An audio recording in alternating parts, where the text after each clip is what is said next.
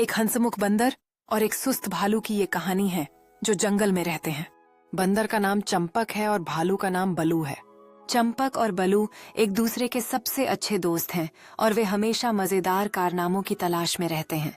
एक दिन चंपक ने खेल खिलौने के लिए जंगल में कुछ चमकीला देखा और उसकी उत्सुकता बढ़ गई। चंपक ने बलू से कहा कि वह उस चमकीले चीज के पास जाकर उसे देखने में उसकी मदद करे। बलू ने चंपक की बात मानी और दोनों दोस्त उस चमकीले चीज की ओर चल पड़े। जैसे ही वे उस धारा के पास पहुंचे, चंपक ने चमकीले ऑब्जेक्ट को पानी में देखा और उसकी चमक ने उसे और भी उत्सुक बना दिया। चंपक ने अपनी सारी कोशिशें की, लेकिन वह ठीक से उस चमकीले चीज को पकड़ नहीं पाया। बलू ने तुरंत चंपक को पकड़ने की कोशिश की, लेकिन चंपक खुद को संभालने में सफल हो गया। चंपक ने अपनी चतुराई दिखाई और अब वह उस चमकीले चीज को और भी पास पहुंचाने की योजना बना रहा था।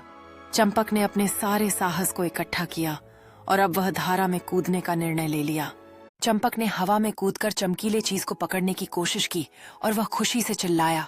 वह पानी से बाहर निकला और उसने एक चमकदार सोने की सिक्का पकड़ी जो उसकी आंखों में खुशी भर दी। चंपक ने ब्लू को सिक्का दिखाया और दोनों दोस्तों ने एक दूसरे के साथ खुशी का जश्न मनाया।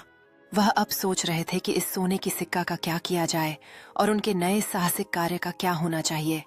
चंपक ने कई मजेदार योजनाएं बनाई, जिसमें उन्होंने सोने की सिक्का का उपयोग कर एक बड़ी पार्टी आयोजित करने की बात की।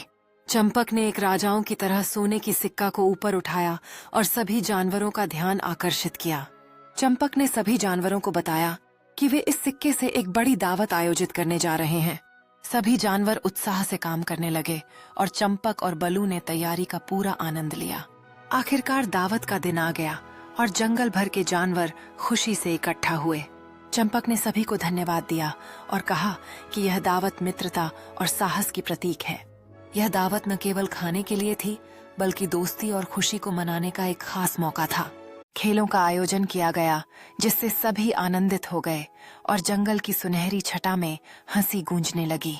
चंपक और बलू ने एक दौड़ में हिस्सा लिया और सभी जानवरों ने उनका उत्साह बढ़ाया। चंपक ने जीतकर खुशी से उंगली उठाई और सभी जानवरों ने उनका स्वागत किया। दावत के बाद चंपक और बलू ने अपनी अगली साहसिक यात्रा की योजना बनाने का फैसला किया। चंपक ने चांद की रोशनी में दूर के पहाड़ों की ओर इशारा किया और एक नई यात्रा की कल्पना करने लगे।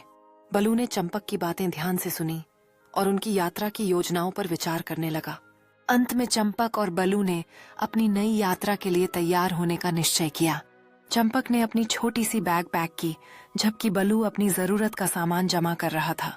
सूरज उगने लगा और